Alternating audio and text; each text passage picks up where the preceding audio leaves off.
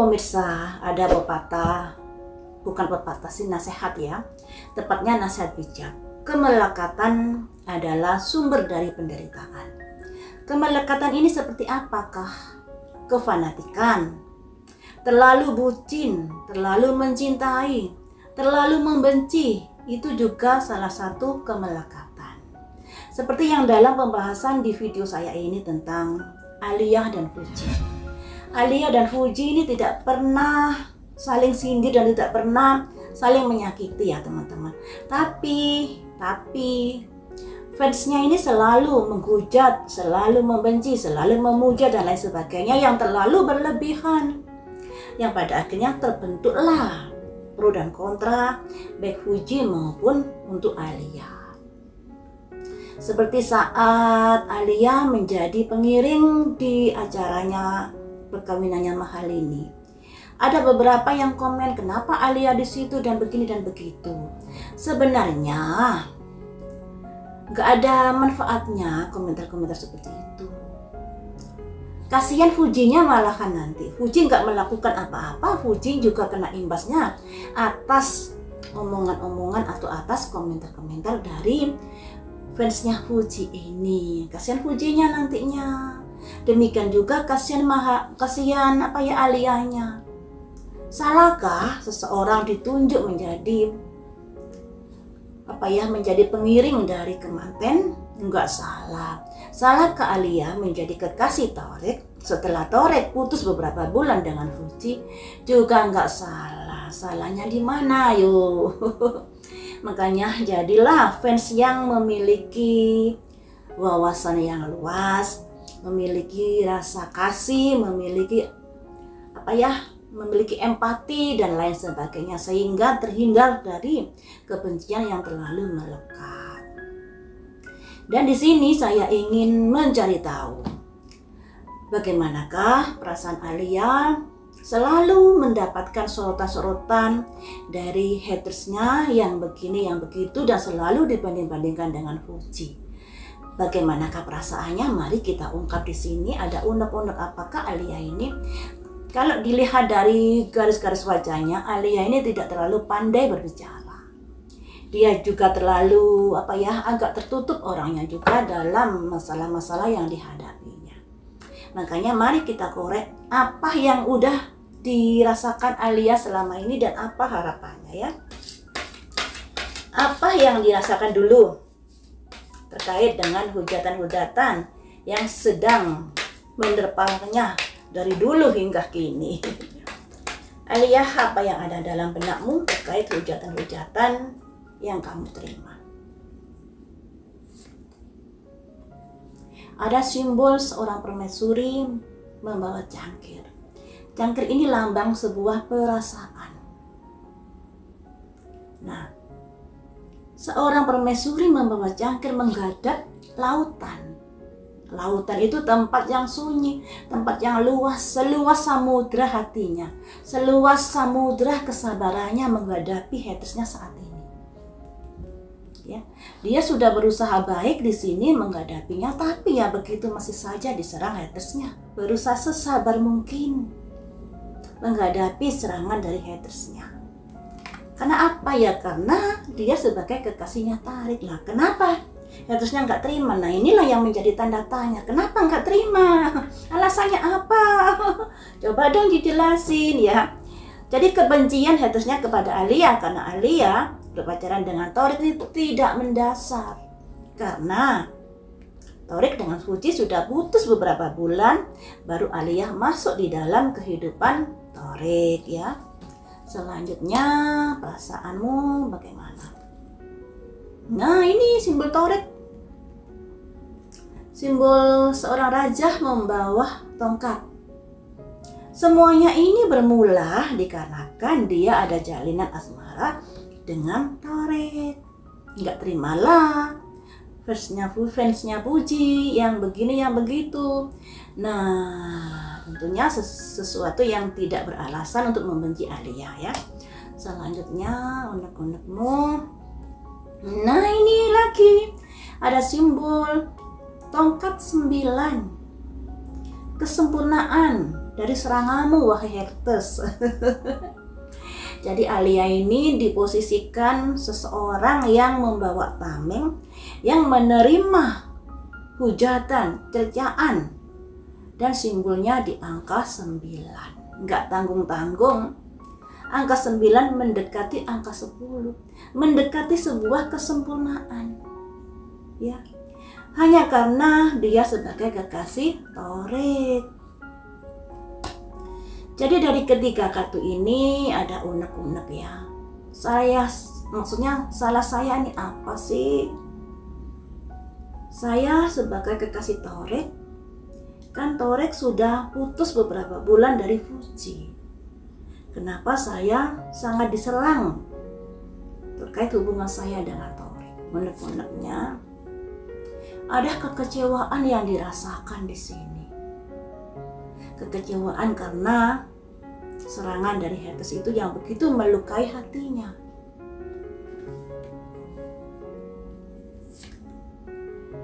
The Empress.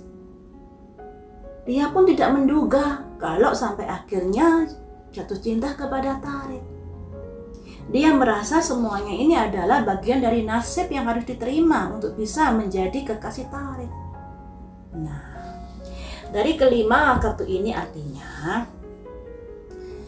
Alia menyadari bahwa kenapa dia dihujat itu sebabnya dia menjalin hubungan dengan Tarik. Dan selama ini dia sudah merasa sabar menghadapi semuanya hujatan. Walaupun hujatan itu terasa berat yang dia rasakan. Ibaratnya maju perang yang banyak sekali menghadapi senjata-senjata yang ditujukan padanya, serangan-serangan yang ditujukan padanya, dan ini pun dia merasa kecewa. Kenapa saya harus mengalami hal ini? Apakah salah saya menjalin hubungan dengan Torik?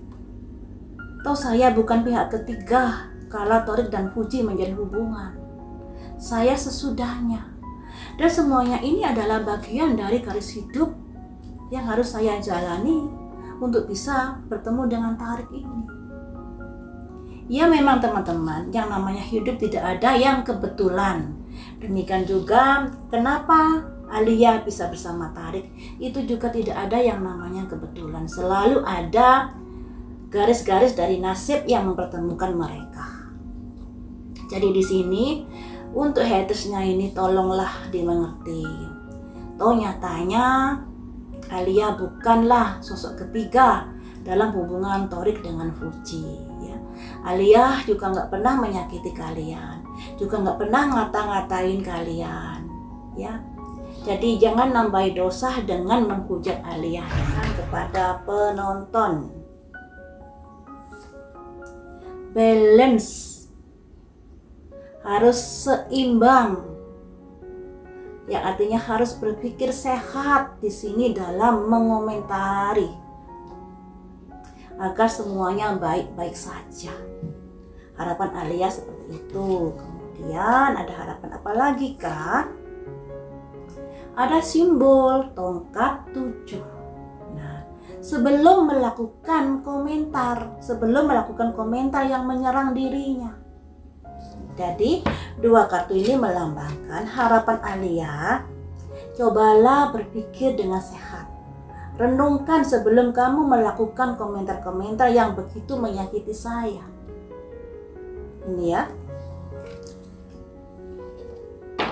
Setelah itu apalagi yang diharapkan?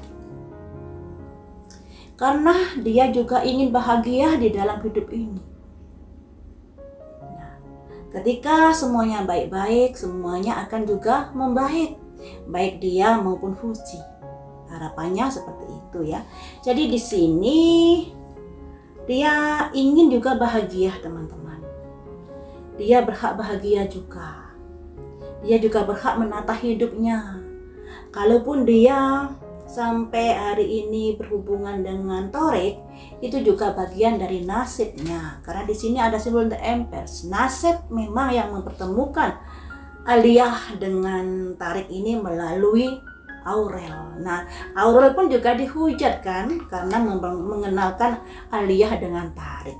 Waduh. Selanjutnya, apalagi harapannya, ada simbol The High Priestess yang artinya dengarkan suara hatimu sebelum kamu melakukan komentar-komentar. Apakah ini sesuai dengan hati nuranimu melakukan komentar yang sejahat itu kepada saya? Nah, ini ya, satu kartu lagi. Dan hilangkan prasangka-prasangka buruk, pikiran-pikiran buruk, kebencian-kebencian buruk kepada diri saya. Ini ya. Jadi dari kelima kartu ini ada pengharapan dari Alia. Sebelum netizen melakukan komentar buruk terhadapnya, cobalah ditimbang-timbang dulu. Cobalah dipikir dulu sesuai hati nuranimu. Baguskah komentar saya ini? Nah, berdosa atau tidakkah saya melakukan komentar ini? Dan Alia juga berharap pikirkan semuanya itu dengan baik. Ada simbol balance, jangan terburu emosi atau kebencian-kebencian yang tidak mendasar di sini. Ada simbol the need to move on, yang artinya Alia berharap orang-orang yang sudah membencinya ini bisa meluruhkan rasa bencinya kepadanya. Karena apa? Nggak ada untungnya, ya, nggak ada untungnya juga buat netizen, yang ada malah berdosa karena sudah menyakiti Alia. Dan Alia juga merasa saya ini juga berhak bahagia, bukan kamu saja yang berhak bahagia. Saya juga berhak menentukan nasib kedepannya saya. Nah, saya juga nggak tahu kalau pada akhirnya saya menjadi kekasih Thareq.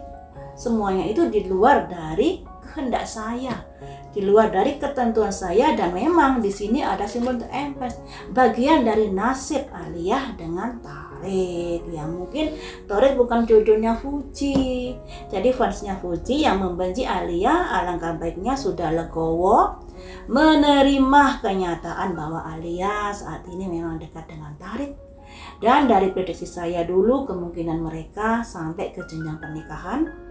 Walaupun pernikahannya juga diwarnai adanya konflik dan lain sebagainya nantinya. Tinggal gimana mereka berdua mengatasi masalah-masalah di dalam rumah tangganya. Karena memang teman-teman, dalam sebuah rumah tangga pasti ada konflik. Tinggal gimana mengatasinya, saling pengertian, saling mengasihi, yang intinya harus berpikiran positif ya. Jadi seperti itu ya teman-teman, kasihan Alia kalau sampai dihujat terus. Memang resiko dari seorang public figure itu privasinya terganggu.